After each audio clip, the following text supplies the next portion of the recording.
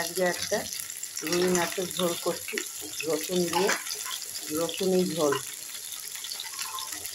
মাছগুলো আমি ভেজে নিয়েছি, এটা বেশি ভাজবো না, আমার মাছগুলো ভাজা হয়ে গেছে।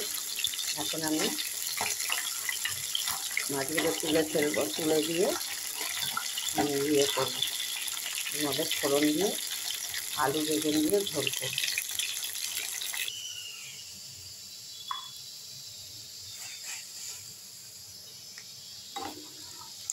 আমি ওই মাছ ভাজার তেলটার মধ্যে কালো জিরে ফোড়ন দিয়েছি, দিয়ে একটা রসুন এরকম ছোটো গ্রেটার দিয়ে আমি একটু গ্রেট করে নিয়েছি।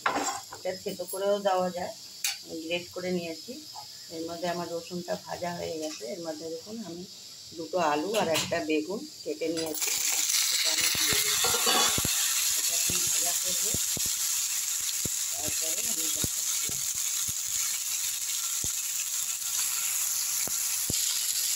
দেখুন আমার আলু বেগুনটা একটু ভাজা হয়ে গেছে। আমি এর মধ্যে এখন আমি একটা মশলা দেবো, এটা নুন দিয়ে দিলাম। আর বেশি মশলা দেবো না, এগুলোতে আমি শুধু হলুদ আর একটু লঙ্কার গুঁড়ো নিয়েছি, 1 চামচ হলুদের গুঁড়ো, 1 চামচ লঙ্কার গুঁড়ো। সামান্য একটুখানি জল দিয়ে মশলাটাকে একটু কষাবো, তারপরে এর মধ্যে জল দিয়ে দেবো। দেখুন আমার এগুলো কষানো হয়ে গেছে, জল তেল ছেড়ে দিয়েছে। এর মধ্যে আমি জল দিয়ে দিলাম, জলটা ফুটে উঠলে আমি তারপরে মাছ দেবো। দেখুন আমার ঝোলটা জল দেওয়ার পরে ফুটে ওঠার পরে আমার মাছগুলো সব দিয়ে দিয়েছি। আমার এই মাছগুলো হয়ে গেছে। এখন আমি গ্যাস বন্ধ করে ঝোলটা নামিয়ে দেবো। এটা হচ্ছে রসুনি ঝোল, রুই মাছের রসুনি ঝোল।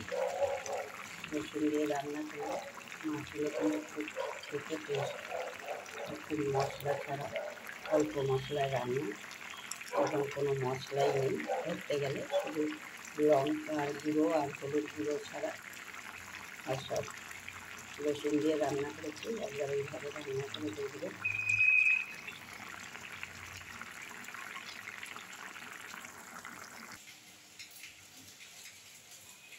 আলু বেগুন দিয়ে রুই মাছের রসুনি ঝোল, আলু বেগুন দিয়ে রুই মাছের রসুনি ঝোল।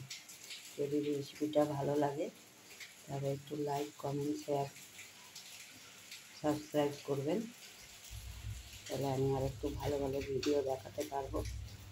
একদম কম মশলায়